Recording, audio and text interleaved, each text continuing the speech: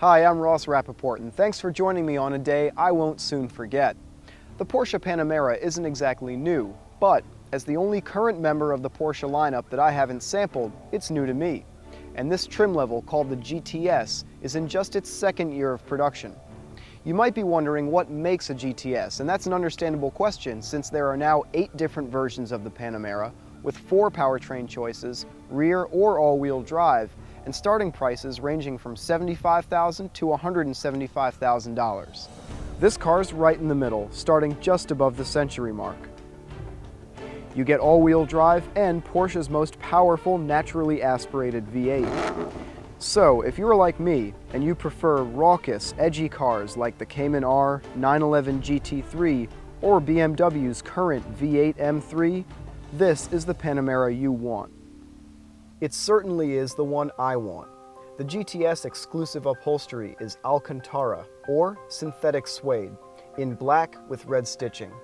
My first real performance car had seats finished the exact same way, and my current car does too, so there's a really strong visual appeal for me in here.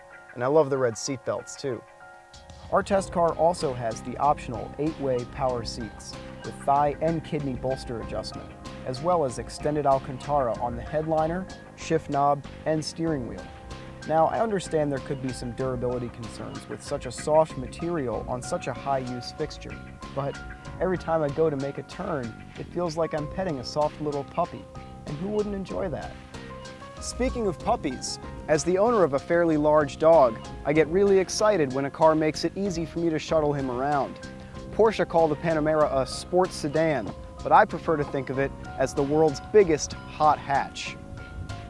There's a decently sized cargo bay, but the best part is that the rear seats fold totally flat, despite the fact that they are full-on sport buckets with their own elaborate console.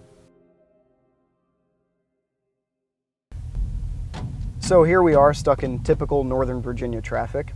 I figured this would be a good time to talk about some boring stuff like fuel economy. This car is rated at 16 miles per gallon in the city and 23 on the highway. Now, I expected it to be pretty dismal given the way I drive, and when I'm having fun making these videos, it is. 9.0 miles per gallon on this trip.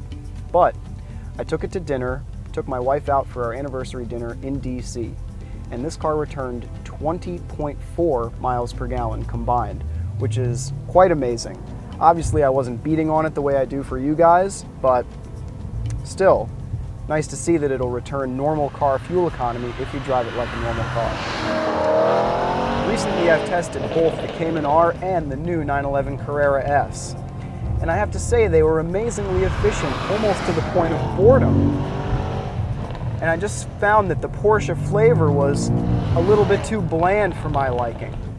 But on a car like this, front engine, V8, and 5 inches longer than a Cayenne SUV, that formula seems less boring and more like magic. There's just no way a car this big should drive this small. A Cadillac CTS-V or Mercedes CLS 63 AMG will be barely enjoyable on twisting back roads like this. But this thing just dances around them, almost like a Mini Cooper S. Unbelievable. From 0 to 60, it's basically a wash at around 4 seconds flat for all 3 cars. This car will be a tick behind once the quarter mile falls, but considering that it's down 120 horsepower, almost 200 pound-feet of torque, and is almost 200 pounds heavier than both the Caddy and the Benz, the fact that it's so close is astonishing.